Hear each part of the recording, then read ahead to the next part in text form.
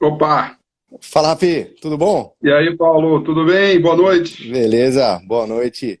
Como é que estão as coisas Maravilha. aí? E Tudo na aí, paz, tudo certinho. tudo Vamos que certo? vamos, meu caro. Vamos que Prazer estar com vamos. você aqui. Opa, prazer é nosso aí. Como é que vocês estão? Já voltaram já? Estão em escritório? Estão tudo em casa? Como é que tá? Eu estava no escritório há pouco, tá eu, Dato e a TT apenas, né? Entendi, O pessoal do grupo executivo, todos os nossos analistas, está todo mundo de casa mesmo.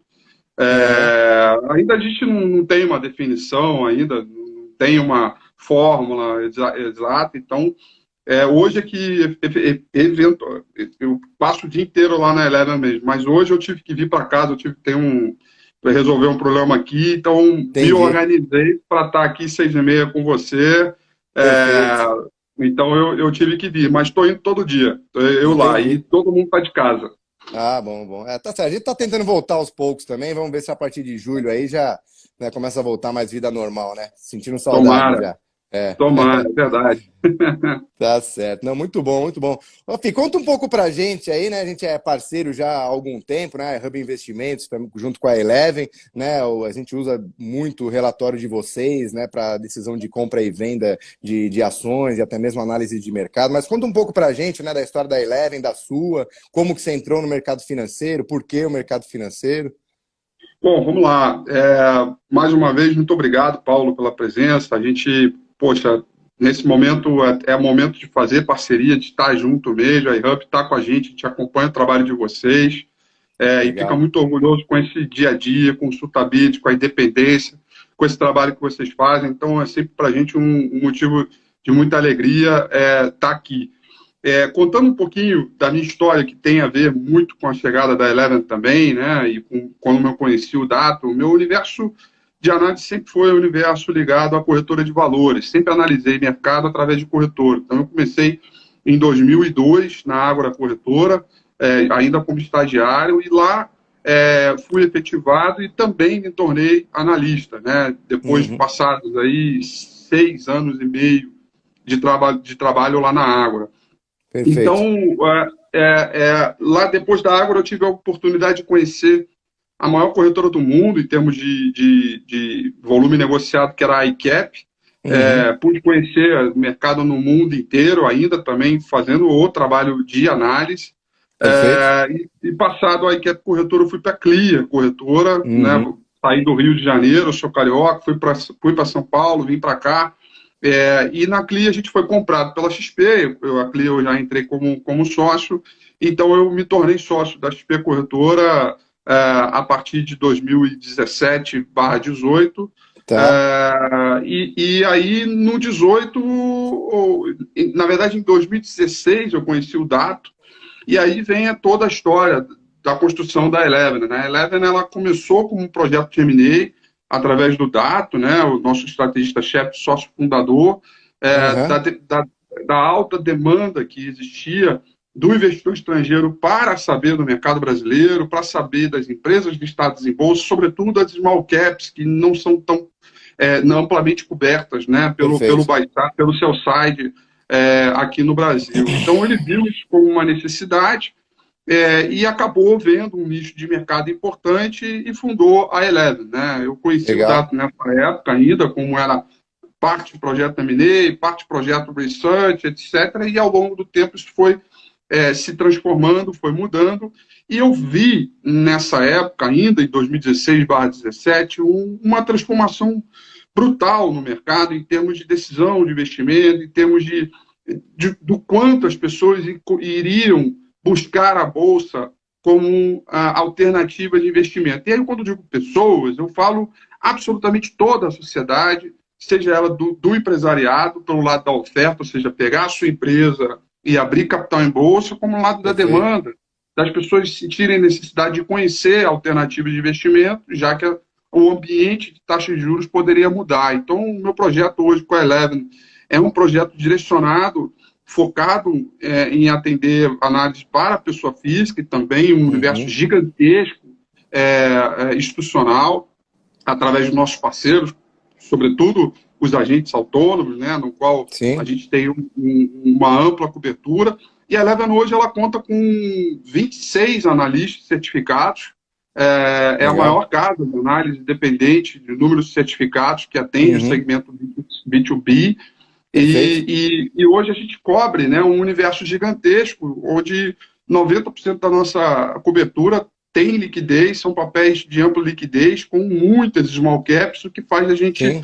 ter aí 236, se eu não me engano, análise, empresas sob cobertura, e se a gente olhar Nossa. os watchlists, a gente vai aí para mais de 300, né? A Então, bolsa inteira, praticamente.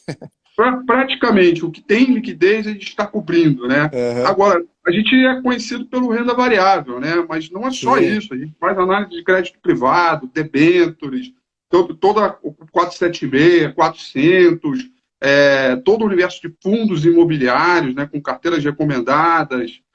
Então, a gente é um full research, né, com todos Uhum. os segmentos de mercado, com análise macro, micro, ações, renda fixa, taxa de juros, commodities.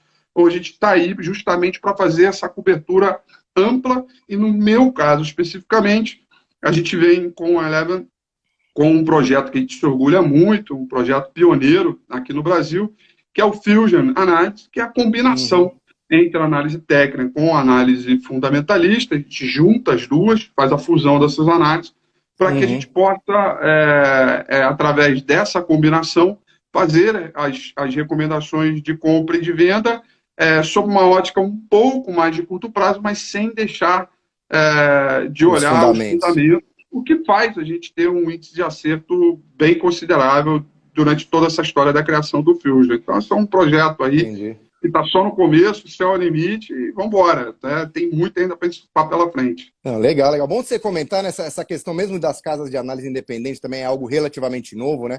Acho que o mercado brasileiro de investimentos ele está se revolucionando aí nessa última década, né? Completamente. Junto com a XP, as plataformas, casa de análise independente, quando eu comecei a operar, isso não existia, né? Hoje já é uma coisa Não. que é bem disseminada e é boa essa independência, né? Você tem analistas ali que estão cobrindo as empresas, ações e não são diretamente ligados à corretora nem a banco. Isso eu acho que é muito saudável para o mercado. Agora, falando mais assim sobre a questão das análises, né? Você falou do Fusion, acho que em boa parte você já respondeu essa pergunta que eu vou te fazer agora. Mas o analista ele tem ele pode ter dois vieses, né? Então, um mais fundamentalista, que é aquele onde o cara vai olhar o balanço da empresa, os resultados, se está tendo lucro ou não, se faz sentido investir naquela empresa a longo prazo, né? Aquele é a análise fundamentalista. Ou análise técnica, que aí é puramente gráfico, né? Então eu vejo se aquela ação, se ela está numa tendência de alta ou se ela está numa tendência de baixa, relação risco-retorno e o ponto correto de entrada com stop loss e tudo, né?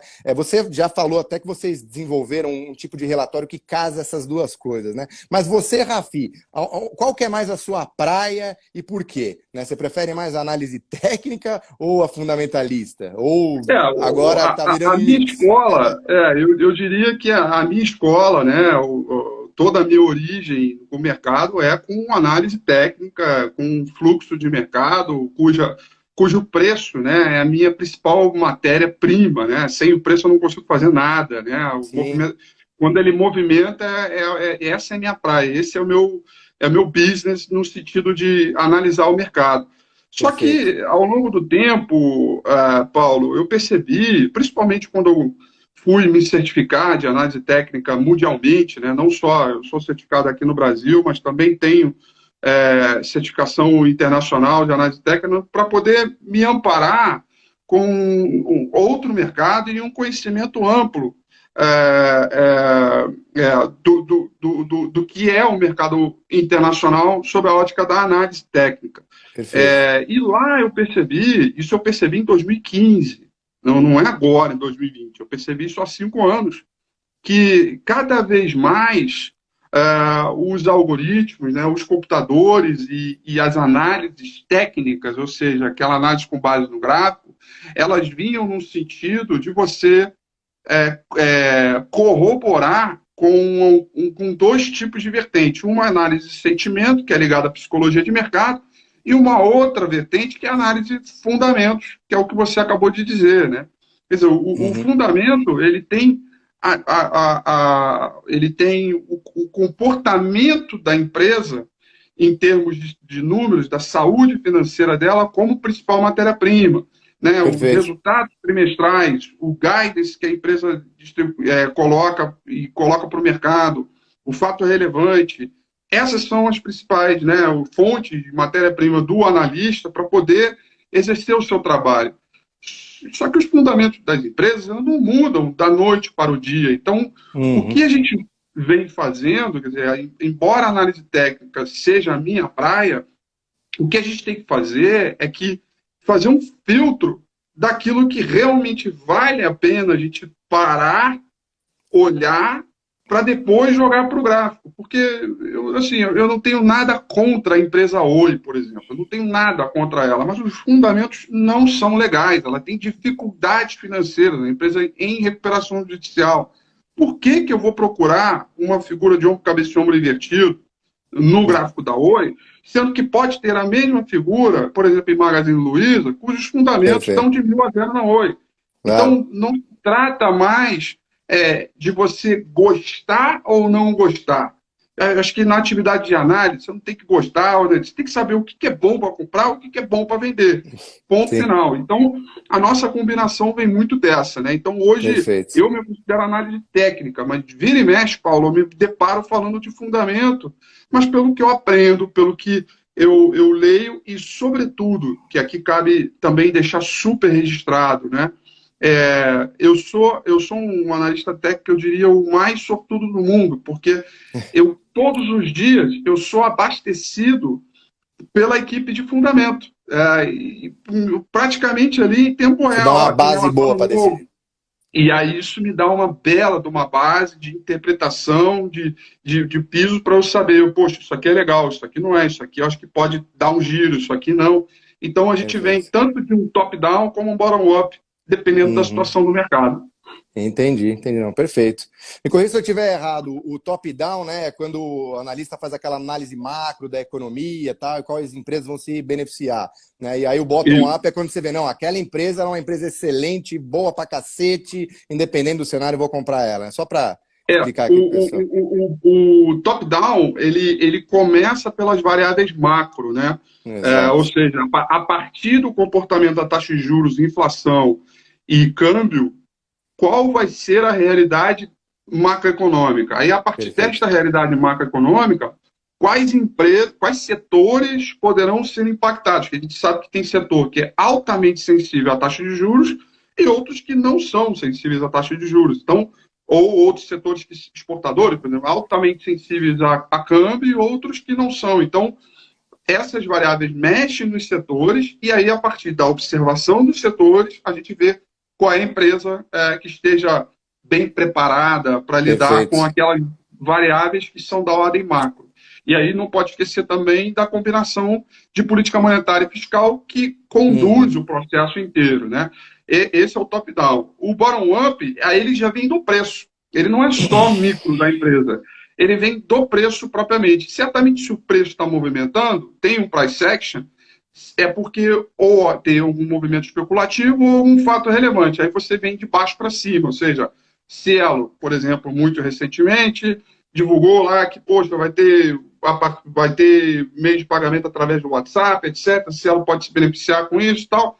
Aí começa um movimento para a empresa que pode movimentar a cadeia do setor financeiro e que eventualmente mexe da ordem macro. Então, a gente faz uma análise de cima para baixo como de baixo para cima, dependendo do momento de mercado que a gente esteja observando.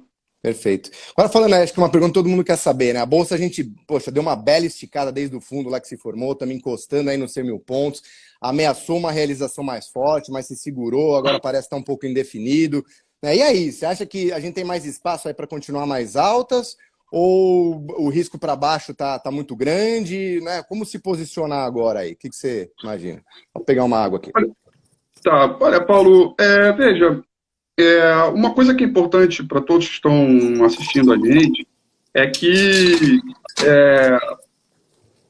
há muita incerteza de muita coisa, há muita... de fato, há muitas variáveis que a gente não consegue ainda encontrar uma respostas objetivas, não consegue, há muitas perguntas que hoje a gente não consegue responder. Então, quando a Bolsa estava lá por volta de 70.000 pontos, a gente, como Eleven,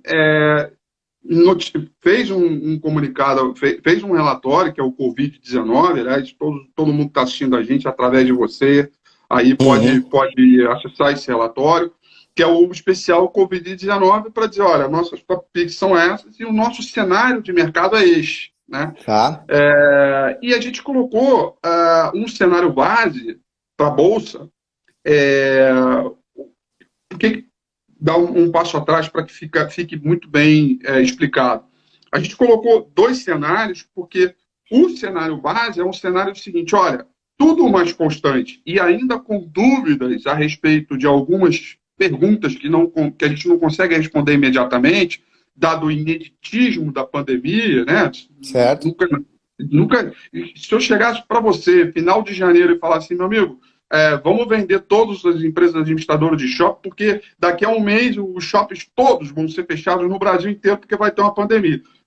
Certamente você ia me achar um louco de vairado. Né? A gente nunca imaginou que isso ia acontecer. Então a gente colocou um cenário base, porque a gente, de fato, tem algumas coisas, o quanto respeitar, por exemplo, o quanto liberar a economia, o quanto, por exemplo, abrir as fronteiras. Porque a Europa abriu e as fronteiras aqui na América do Sul não abriram? Porque funciona com a China, mas não funciona com os Estados Unidos.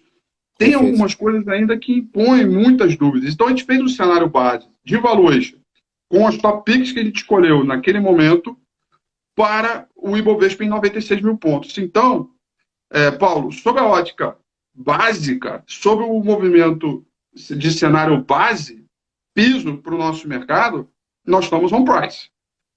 Para mim, não tem mais upside esse ano, até que haja um movimento de convergência das análises, né? De a gente entender que, não, peraí, veja bem, pode acontecer alguma coisa. Então, a gente está on price. Agora, a gente, ao mesmo tempo, lá quando a Bolsa estava 70 mil pontos, a gente falou, olha, 96 está ali, mas se a gente conseguir responder algumas questões, a gente pode estender mais esse ponto aí e podemos piscar lá 100, 110 mil pontos. Ainda tem mais upside, né? Perfeito. Mas tudo isso, cara, vai muito, né? Assim, eu acho que é um ano, Paulo, muito difícil para que a gente, dado todo o ineditismo, o Dato adora falar essa palavra, eu repito, do ineditismo da situação, né? Aquelas coisas que a gente tinha antigamente, vamos fazer a projeção da Bolsa para tal ano, para o movimento. A gente vê no Twitter vários colegas aí, sell-side de grandes bancos, toda hora mudando o preço de final de ano, cenário básico, preço básico. Na verdade, assim, ninguém vai acertar, dado toda... Olha o Dato aí, ó. Ele aí, ó. Está no chat aí. Que prazer. Ele adora falar essa palavra, eu repito, né? A gente brinca que cada um, né? A gente faz live, eu e ele juntos, bastante tempo, e aí tem algumas frases que são clássicas dele, outras que são minhas, e um vai roubando a frase do outro, né? Então, a gente fica falando que, a gente joga uma cartela de bingo com as frases que cada um vai falar para ver se vai acertar, né? Então, o ineditismo é uma dessas frases, dessas palavras importantes. Boa. Então, a gente, de fato, está ali no nosso cenário base. Agora, uma outra coisa que eu quero comentar é que, assim, eu, de fato, tenho uma preocupação maior lá fora, mais lá fora do que aqui. Tá. Pela maneira e pelo movimento diferente que a gente está vivendo, completamente diferente. Assim, a enxurrada de dinheiro que os bancos centrais, que o governo fez sobre a economia é algo surreal. Então, ao mesmo tempo que cria um piso e faz a Bolsa subir, faz ganhar um fôlego, etc., ela desmonta completamente, né, o que seria uma questão normal de mercado, de oferta e demanda, de livre mercado, né? Então, eu tenho um pouco dessa preocupação. Mas, mesmo tendo essa preocupação e fazendo os meus alertas, não significa que eu vou cruzar meus braços e deixar um dia esse troço acontecer, né? Eu tenho que agir, eu tenho que ir junto com o preço, né? Então, eu costumo dizer que eu danço conforme a música. Se tiver música lenta, eu vou ficar calminho e vou ficar na boa, dando passinho para o lado, passinho para o outro. Agora, se tiver rock and roll, eu vou agitar Aí também, vai eu vou com sair tudo. correndo, eu vou da maneira como o mercado se apresentar. Eu tenho uma preocupação muito grande lá fora, eu acho que isso uma preocupação de segunda onda, eu acho que é secundário para mim, é mais uma realidade do mercado e entender que os preços praticados hoje são estão muito mais valorizados daquilo que a economia real de fato apresenta. E aí, no meu caso, é um flag que eu tenho que colocar. Então, acho que a Bolsa lá fora e aqui, mais lá fora, está perdendo um pouco daquela velocidade. Se Sim. vai começar a corrigir ou não, novamente, Aí eu ninguém sabe. nunca sei o que o preço vai fazer, né? Mas eu sei o que eu vou fazer quando ele se movimentar, para cima ou Perfeito. para baixo. Dançando conforme a música, cara, matando um dragãozinho por dia, por vez, porque é um ano completamente diferente de todos que eu já vivi durante a minha vida de mercado. Perfeito, perfeito. Tá bom, falando aqui um pouco sobre uma. Vocês têm uma carteira de dividendos, né? Vocês recomendam lá tanto o Banco do Brasil quanto o YouTube. A gente sabe que os bancos eles estão passando por um momento mais difícil, acho que além de todo o processo que a gente tem de crise, contágio com vírus tal, a gente também tem umas pautas no Congresso e algumas medidas do governo, e uma delas foi até restringir a distribuição de lucros. Como esses dois, né, estão na carteira dividendos de vocês, vocês acham que esses bancos vão continuar entregando bons dividendos? Vocês não acham que essas medidas podem vir a frustrar um pouco os dividendos futuros? Por que da recomendação? Explica um pouco para a gente Olha, isso. o carteira dividendo, né, a carteira Eleven, ela tem o Daltoso, o nosso head de equity, junto com a Daniela Bretthauer, e a gente tem o orgulho de ter o Cadu, né, um dos caras mais brilhantes de financials que eu conheço. Veio do Banco do Brasil, né, a gente brinca que ele fundou o Banco do Brasil, cara espetacular, né. A carteira de dividendo ela tem um perfil um pouco diferente, né, que não necessariamente as ações que estão ali são ações para performances absolutas, né? A gente tem que ter Uhum. uma combinação daquilo do dividend yield, né, qual seria o payout, como é que vai ser a distribuição e também o potencial de crescimento, né?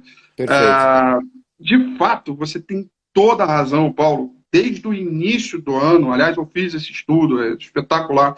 Desde o início do ano, o setor financeiro, principalmente com maior peso ali aos principais grandes bancos, e aí está falando de quatro, né? Itaú, Banco do Brasil, Santander e Bradesco, eles estão muito mais pesados, estão muito mais para trás do mercado como um todo e vem perdendo valor de mercado. Né? Sim. Isso antes mesmo de vir o sell-off, antes mesmo da crise, eles já Antes estavam mesmo. atrasados. E o que é mais curioso, agora que a Bolsa saiu de 61 e foi piscar agora a 96, eles continuam atrasados, eles também subiram, mas continuam atrasados. É. Então, esse questionamento que você acabou de fazer, se eles vão continuar, é o que o mercado hoje está duvidando. Porque Uhum. o pragmatismo está exatamente no preço. Uhum. Hoje o mercado desconfia o quanto os grandes bancos poderão entregar aquilo tudo que eles já entregaram em outro momento na situação que a gente está vivendo. E ainda tem a pandemia que restringiu o crédito, poxa, desmontou as empresas, literalmente, e o banco pô, os quatro bancos, os três maiores, têm 90% do crédito, ou pouco mais, ou pouco menos, os caras restringiram porque ele também tem que gerar resultado. Né? Então, Claro, um cara claro. lá, o banqueiro vai ter que gerar resultado. E ele já vem com esta preocupação desde o início do ano, né? Com as fintechs, naquela época de agenda do Banco Central, Maior a agenda concorrência. hashtag, maior concorrência, fintech, não sei o que. Então, você tem toda a razão que isso está sendo questionado. Mas para o perfil de dividendo propriamente, ela é uma combinação, né? Então é um movimento um pouquinho mais longo. E outra coisa, não dá, quando a gente fala de qualquer portfólio nosso, de estratégia nossa, né? A gente nem gosta de falar de carteira recomendada, gosta de falar de estratégia, né? Para que Perfeito. sempre tenha uma visão ampla da coisa, né? O ideal é a gente olhar todos os papéis que ali estão, né? Então, a gente olha com um movimento para uma combinação com uma visão de longo prazo, mas que sai um pouco dessa coisa do tipo, poxa, mas no curto prazo está ruim, não anda, vai, volta. Mais para a gente ter uma combinação ampla, olhar o horizonte mais para frente, com essa composição. Entendi. Perfeito, perfeito, respondido.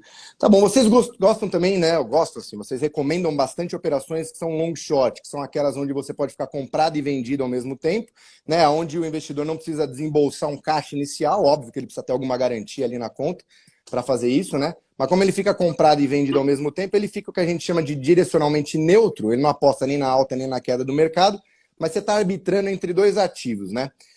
Explica um pouco qual o critério que vocês utilizam para saber qual comprar, qual vender. A correlação entre elas é um fator importante para vocês? Ou vocês vão mais assim, eu acho que tal papel vai cair, acho que tal vai subir, então está montado aí o long short. Explica um pouco o processo aí dessas decisões aí de como montar os long shorts. Bom, dando um passinho um pouquinho atrás, que é importante, né? Primeiro a gente tem que dizer porquê do long short, né? Por que está começando com o long short, né? A gente vinha ao Gibão, aí o Gibão também está na Gibão, área. Que prazer, um abraço. Grande amigo Giba, pô, que legal, cara. Só tem fera hoje Só aqui, fera. Cara. o long short, o que acontece, né? Veio o sell-off, destruiu o mercado, a economia, uma série de perda de valor pelas empresas, etc. Uma coisa que ficou permanente, pelo menos até agora, é a alta volatilidade, né? E aí, quando você tem uma volatilidade que é muito elevada, ela é traduzida, sim, como uma medida de risco. Se você tem uma vol alta, você tem também uma imprevisibilidade tão alta quanto. Então, Perfeito. A gente fez esse shift para long short imediatamente para justamente não ter a necessidade de saber qual é a direção do mercado ou qual vai ser para poder operar esse tipo de estratégia. Você está comprado numa ponta, vendido outra, e aí, quer dizer, se as duas abrirem de gap de alta ou as duas abrirem de gap de baixa, independente de qual vai ser a abertura do dia seguinte, o que eu tenho que saber é a performance relativa do par, para entender como é que a gente pode ganhar dinheiro uma com a outra. E tem uma outra questão importante também, que vale mencionar, que veio a queda forte, veio o grande sell-off, veio a destruição, muita gente perdeu dinheiro. É óbvio isso, muita gente. As minhas estratégias, tem estratégia que eu perdi dinheiro também, tem papel lá caindo 26%, 27%. Pô, normal, quem não? Veio tudo lá por água abaixo, ok. Então, o meu ponto aqui é que esse papel que você está lá travado nele, você usa ele como garantia e aí você faz uma operação de long short que não deixa de ser uma operação de financiamento, né? Então, por exemplo, você tem Bradesco na sua carteira, você aloca Bradesco para garantia e aí, por exemplo, vai vender Petrobras. E aí quanto você vendeu? Vendeu 30 mil reais de Petrobras. E você pega esses 30 mil reais e compra, por exemplo, Vale. E aí faz um long short Petrobras, Vale contra Petrobras, de modo. Então, você não impõe dinheiro. Você não põe dinheiro. Sim, essa é a graça do long short. E aí você recupera mais rapidamente a sua perda, o grande drawdown, porque você está financiando com essas operações, né? Obviamente, se você acertar as operações. A gente acerta, mas também é normal isso. Então, eu dei esse passo atrás porque não é todo o momento que a gente tem que fazer long short. E isso eu tenho em mente, né? Então, uma das questões que o Fusion Analysis tem é a adaptabilidade. Outra palavra também, que o meu queridíssimo sócio, amigo Dato, fala pra caramba, né? Que a adaptabilidade é isso, a gente poder olhar o mercado e saber quando fazer o shift, quando mudar de vermelho para amarelo, e depois para azul, e depois se tiver que voltar para vermelho, a gente volta. Então, hoje a gente, de fato, está no momento mais trading, justamente por entender que o grande fluxo passou e agora vai ali sobrando, né? Vai ali vendo as oportunidades. Então, o long short é dessa maneira. E aí você deve ter percebido que na grande maioria dos nossos long shorts, a ponta vendedora ela é uma ponta de funding. Ela não é uma ponta que a gente acredita que o papel vai cair, vai desmoronar, e que Um papel pouco vai... volátil, geralmente. Exato, é um papel que ele fique quieto. Se ele ficar quieto, tá bom para a gente. Então, uma das nossas questões que são de prioridade nossa, né, na hora de montar um long short, é procurar uma ponta boa de funding. Agora, a liquidez importa. Se eu boto um papel small cap como compra e um papel blue chip com baixa volatilidade na ponta de venda, certamente eu vou estrupicar meu long short em algum momento. Então, a gente tem que dar prioridade à liquidez, né, para esses fatores. E aí, por fim, o terceiro e último ponto focal é a relação entre os setores. Né? Quando a gente tem um ambiente de volatilidade muito alta, a gente vai ter setores que vão estar andando mais e outros que vão estar andando menos. Então, a gente tem ali, através de uma metodologia que eu trouxe para o Brasil, que é o chamado RRG, né, Relative Rotation Graph, de um holandês, extraordinária ferramenta, que ajuda muito na identificação para onde está indo esse fluxo. Né? Um setor está perdendo força, o outro está ganhando mais força, sempre acreditando que o dinheiro para a cesta é um só. Você bota todos os ovos numa cesta. Se os ovos eles começarem a cair para a direita, essa cesta vai ficar balançadinha, ou seja, vai ficar uma parte mais pesada e a outra um pouco mais para cima. É a mesma coisa quando se trata de uma cesta só de dinheiro para o mercado. Se eu estou correndo tudo para um setor, significa que outros estão mais pesados. E se tem aquele que era pesado começou a ficar forte, certamente aquele que estava forte vai ficar um pouco mais fraco. Então a gente consegue ver essa rotação de setores e aí, neste momento, a gente identifica as oportunidades para encontrar a relação entre pares. Então, não necessariamente a gente faz long short só intra-setor. Né? A gente também olha o movimento geral com algumas prioridades de liquidez que são importantes para não minar, não machucar o nosso cliente. No long short tem que ter liquidez nos dois, né?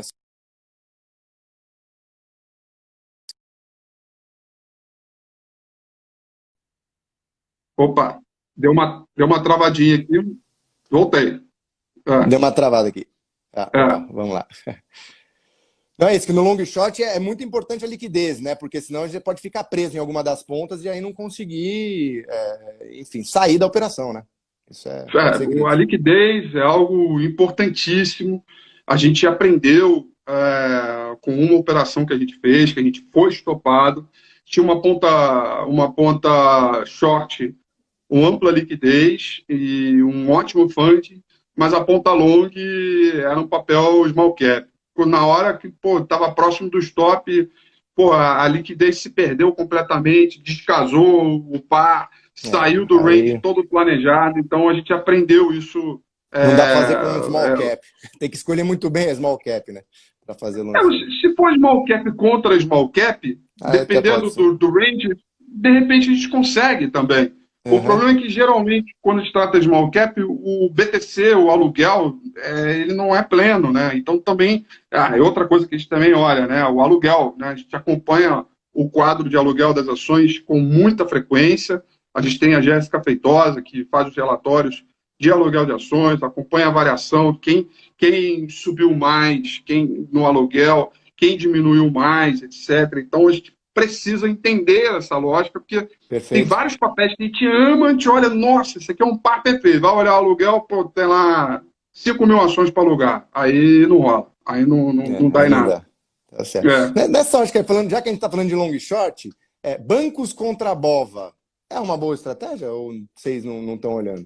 Olha, bancos contra a BOVA é uma estratégia que vem sendo colocada aí em evidência, mas desde a crise, né? Desde pré-crise. Já está. Se você olhar. Assim, é surreal. Você bota num gráfico, você vê o Ibovespa foi embora e os bancos principais estão ali ainda querendo romper um último topo que foi deixado. Né? Então, bancos contra a BOVA, agora que Itaú fechou um pouquinho recentemente. Sim, né? Sim. Nessa última semana, principalmente. Subiu bem. Itaú, inclusive, que faz parte do nosso portfólio Fusion, né? A gente fez essa escolha. e ajudou bastante na nossa carteira semanal, semana passada, essa semana, e aí essa fechou um pouquinho, mas a gente, de novo, eu acho que o mercado ainda está colocando um benefício da dúvida, Sim, e certamente, assim, se montar e acertar, você vai ganhar muito, porque o negócio está muito aberto, esse spread. sim. Agora, se está muito aberto é porque também tem Tem alguma motivo. coisa Tem motivo. séria, entendeu? Então, o mercado não costuma dar bobeira. Eu É, acho, pá, legal, hoje na discussão, no todo o fechamento de mercado, a nossa equipe de análise se reúne, né, online, na abertura e no fechamento. E hoje a gente estava discutindo seriamente, né, em observar de maneira mais profunda, ficou como dever de casa para o Cadu, olhar Bradesco contra Itaú, por exemplo, para ver o quanto eles abriram, o quanto a gente poderia convergir. O desconto chegou a quase 24%. sim. É muita coisa, né? Então, como é que a gente avalia isso? É algo Uhum, que vale a pena. Agora, de novo, uhum. também não precisa ficar preso só ao setor, né? Tipo, a gente abre, né? O próprio Dato comentou aí no chat, né? A grande vantagem que a gente tem é não ficar preso exclusivamente ao setor. A gente pode abrir oportunidade para vir, desde que a gente encontre uma boa ponta de fund e boa liquidez. Perfeito, perfeito. Não, muito bom. Talvez o Itaú, pelo fato de ter a XP, né? Que a XP está sendo negociada lá na Nasdaq lá fora e batendo topos históricos, então isso acaba puxando, já que tem XP lá dentro, E, né? Pode ser e, e em isso. valor de mercado está valendo mais que o Banco do Brasil e Pois valendo é. mais que o Santander. Tem uma dúvida, será que se ela tivesse aberto aqui ia estar valendo tanto, né? Pois é, Uma coisa lá pelo menos está interessante. dolarizado, né, cara? Tá O dólar aí é dolarizado. 5 pratas, né, pô? Pois Pois é, é. pois é. Legal, legal. Tá bom, Rafi. Me fala uma coisa só para a gente encerrar aqui. Poxa, a gente vê muita gente nova entrando na Bolsa agora, né? A gente que lida na ponta com cliente direto, né? Aqui na iHub, muitos clientes que não tinham interesse por Bolsa, não tinham experiência nenhuma, agora a gente vê que está surgindo interesse também porque a renda fixa você tem 2%, 3% ao ano ali, né? Com assim, muito, ainda algum risco, porque tiveram fundos de renda fixa que até se desvalorizaram nos últimos meses. Mas que dica que você daria para esse pessoal aí que está começando, né? Assim, o que eles devem olhar, como devem investir, com o que se preocupar? Bom, vamos lá. De fato, a gente tem um salto muito forte no número de pessoas físicas, no salto de número de novos entrantes, né? Se a gente olhar nos últimos 12 meses, dobrou a base de pessoas. O Brasil, lamentavelmente, né, o brasileiro ele aprende as coisas sempre no calor da emoção, né? Faz É, parte. aqui na esquina você nunca vê um carro de polícia, mas aí se tiver um assalto aqui, algum drama, morte, aí você vai ver um carro de polícia no dia seguinte lá. As pessoas tendem a reagir depois que as coisas acontecem. É, Isso é uma cultura nossa. Agora, a taxa de juros caiu de uma maneira que nunca caiu antes. E esta crise, ela se diferencia ainda mais de outras, que não dá para comparar a crise com outra crise, mas sim. essa se São diferentes. destaca muito mais porque é a primeiríssima vez que a gente vê um mercado em queda e a taxa de juros em queda, né? Ou seja, e aí não tem saída, não tem. Só que como você, Paulo, todo mundo diz, né? Acabou a renda fixa, acabou. Mas, na verdade, é que a gente ficou mal acostumado com 12, 18, Verdade, 20 e poucos por verdade. cento. Que 2, 3 anos recuperava o dinheiro de um drawdown. Né? E o mundo inteiro pratica a taxa de juros que vai ali de 1,5% a 3%. Uhum. É, Já era o o, normal lá fora, né? sempre foi o normal. Agora que a gente está praticando coisa de gente grande, de mercado maduro. Então, mais uma vez, a gente teve que se preparar para atuar sobre isso. Né? Então, Uhum. então, a taxa de juros é um dos principais motivos. Mas indo objetivamente para a sua pergunta, para quem está chegando agora, etc., o caminho não tem jeito, cara. É o conhecimento. Essa é a maneira mais segura de você olhar para a renda variável, é conhecer a renda variável, é Perfeito. conhecer os mecanismos que fazem o preço oscilar através da demanda e da oferta. Essa é a questão. E aqui eu não estou pedindo para o cara virar um expert e ter que fazer um MBA, um mestrado de finanças para poder saber o valuation das companhias, nada disso. Isso deixa para a Eleven, que tem uma equipe lá de 26 analistas certificados que sentam todos os dias para olhar isso, né? A gente faz isso, né? A gente faz para as pessoas. O que a pessoa precisa ter é consciência que renda variável ela vai oscilar e ele precisa entender, a pessoa precisa entender o valor do dinheiro.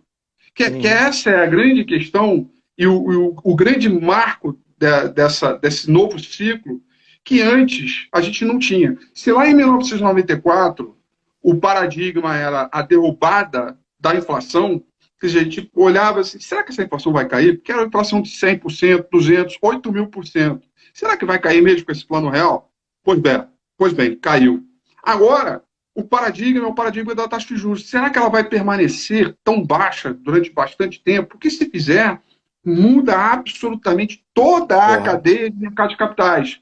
E aí eu estou falando de crédito privado, estou falando da debêntures, mercado secundário, de novas emissões, aí vem o fundo imobiliário com uma alternativa, que é uma renda fixa, mas não é, porque é praticado ao mercado.